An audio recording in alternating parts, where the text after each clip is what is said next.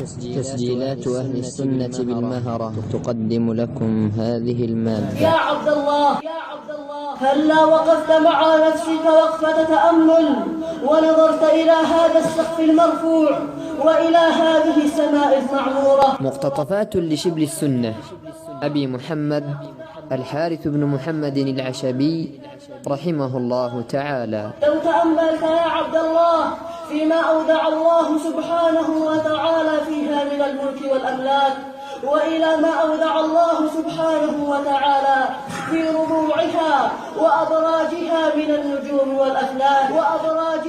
النجوم والأفلاك كيف رفعها الله سبحانه وتعالى وأعلى بنيانها.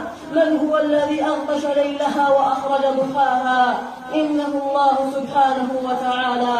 بل لو تأملت يا عبد الله إلى هذه الأرض لو تأملت فيها يا عبد الله وإلى ما أودع الله على ظهرها من الجبال والوديان ومن السهول والهضاب، لو تأملت يا عبد الله فيما أودع الله سبحانه وتعالى فيها من المعايش والخلائق والدواب، وجعلنا لكم فيها معايش ومن لستم له برازقين، كل ذلك يدل على عظمة الله سبحانه وتعالى.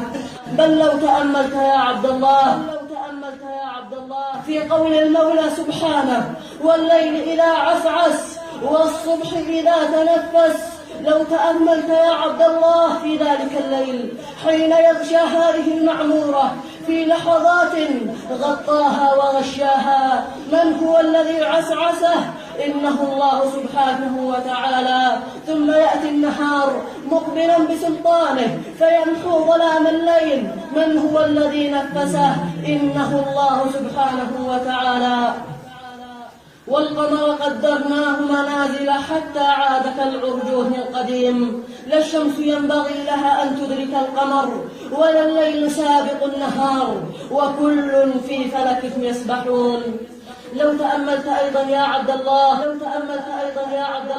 في تلك الفلك المشحونة وهي تسير في تلك المملكة العجيبة على ثبج الماء الأخضر، تمشي محملة بالخيرات وبالثمار والأرزاق، من هو الذي حماها وأوصلها؟ إنه الله سبحانه وتعالى. لو تأملت يا عبد الله في مليارات القطرات من الماء وقد أنزلها الله سبحانه وتعالى رزقا لهذه البلاد، ففرقها سبحانه على العباد كيف يشاء، فأعطى هذا ومنع هذا وأنبت هذا وأجدب هذا، لا مانع لما أعطى ولا معطي لما منع سبحانه وتعالى.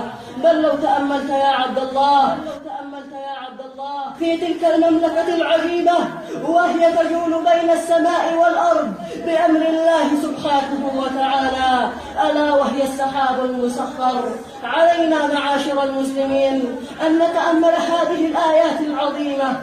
كل هذه الآيات تناديك يا عبد الله، تناديك يا أيها الإنسان، ماذا معك من قوة؟